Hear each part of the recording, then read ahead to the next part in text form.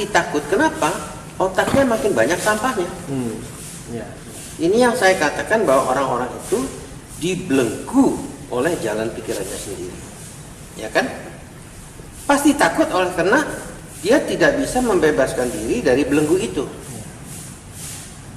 Nah, jadi saya kembali ke faktor pertama yang 3 titik tadi. Jangan takut dan jangan berharap, dan harus bebas berpikir, tidak dibelenggu otak kita dengan jalan pikiran kita. Ya kan? Ya, jadi kembali lagi ke 3 titik ini. Takut, berharap, dan belenggu jalan pikiran kita. Pertanyaan Anda kan, makin tinggi orang belajar makin takut dia. Karena di pelajaran itu semua sampah yang mengatakan, oh kamu kalau mau begini harus beginian. Terlalu banyak, atau setiap kali mau apa-apa itu ada perkataan harus. Dari awal saya udah bilang kan, bebaskan diri dari segala tekanan selemah apapun. Jadi bagi kita entrepreneur tidak ada perkataan harus. Bebas mengalir gitu. Kalau sudah masuk unsur harus begini, nggak jalan. Atau malah terbelenggu. Malah jadi terbelenggu karena kamu harus begitu. Padahal saya nggak bisa begitu. Ya udah nggak jalan kan. Nah, selain sesudah kita bebaskan dari itu, dari semua itu, yang terpenting dan paling penting untuk memulai, lupakan segala teori, lupakan segala apa macam, bertindak. Artinya melangkah. Ya sudah, besok melangkah satu lagi, besok melangkah satu lagi. Kenapa kita nggak berani melangkah? Kalau orang-orang yang belajar ekonomi ada yang namanya skala ekonomis, ya. Kalau tidak sebesar itu ya buat apa usaha, ya kan? Untungnya cuma buat makan aja nggak cukup gitu ya. Wah, itu namanya belenggunya masih masih bekerja itu. Dia masih terbelenggu. Ya kembali lagi, jangan takut. Ya, namanya satu langkah kok ya. Atau silahkan pilih mau 15 langkah tapi kaki patah-patah gitu, silahkan gitu. Ya kan? Berarti di sini kalau ada kurikulum yang salah dalam perkuliahannya Pak ya, sekarang ada kuliah kewirausahaan gitu di setiap perguruan tinggi. Omong kosong yang namanya kuliah kewirausahaan, ada sekolah kewirausahaan, omong kosong semuanya. Untuk menjadi wirausaha begitu gampangnya sih, melangkahlah satu langkah. Nah, yang gampang itu banyak orang nggak percaya, ya terserah gitu. Karena banyak orang yang terbelenggu otaknya mau jadi wirausaha, harus begini, harus begini, harus begini. Nah sekarang nggak ada keharusan, kamu mau minum apa gitu aja. Kata harus untuk wirausaha. Jadi pertanyaan kamu itu ya ada sekolah wirausaha, itu omong kosong semuanya. Karena itulah belenggu-belenggu yang makin erat gitu. Yang mengunci kita untuk tidak bergerak itu adalah informasi seperti itu gitu. Jadi orang-orang yang mencoba menulis buku tentang wirausaha and keuangan, yang ya ini majalah ya harus cuma cuplikan dan wadah aja gitu.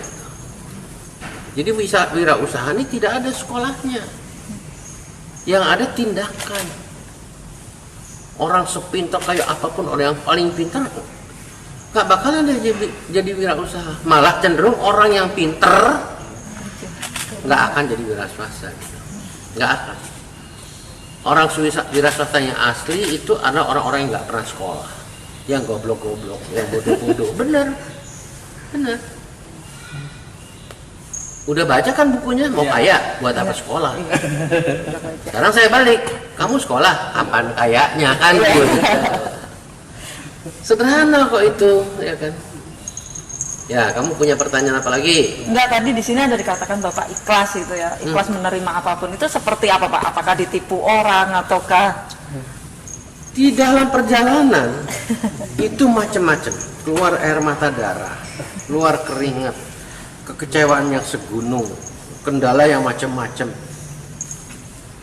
Itu adalah bagian integral dari kehidupan kita yang tidak bisa dilepaskan.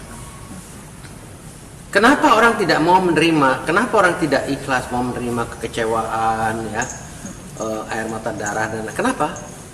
Karena dia tidak eling. Eling apa? Di dunia ini semuanya serba seimbang. Ada hitam, ada putih. Ada salah, ada benar. Ada siang, ada malam. Jadi kalau Anda terima ini, ada juga sebelah sananya dong.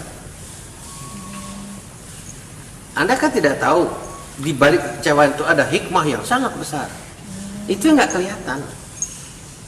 Jadi orang menghindar kesulitan, ya dia juga nggak dapat hikmah dong. Ini sebetulnya mudah saja, menerangkannya sangat mudah. Jadi yang nama kendala, yang nama kesulitan itu dipeluk, dibelai-belai gitu.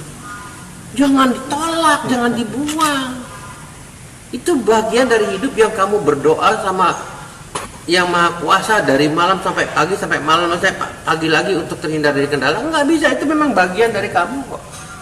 Dia akan tetap memberikan. Kenapa? Karena di balik itu ada hikmah.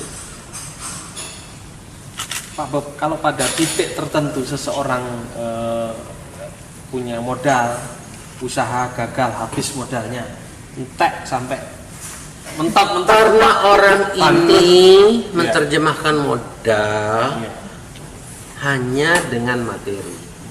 Ada meja tulis, ya, ada pena, ada pacul, ya, ada traktor, ya. Itu semua benda-benda yang bisa dilihat, yang bisa diraba, ya. Lah, modal yang Anda harus punyai, ya modal yang saya berikan tadi, yang 5 tadi. Kemauan, tekad, ya kan? Keberanian mengambil peluang, tahan banting. tahan banting dan tidak cengeng, bersyukur pada Tuhan dan berguna bagi orang banyak. Inilah modal yang harus dipunyai. Kalau Anda nggak punya modal ini, saya kasih Anda 100 miliar, besok Anda gendeng. Gila, gitu loh. Ya kan? Itu pasti gila Anda.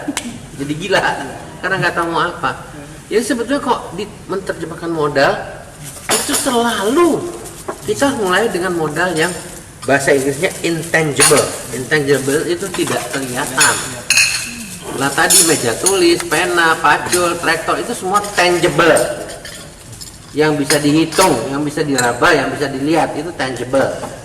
Artinya apa semua itu?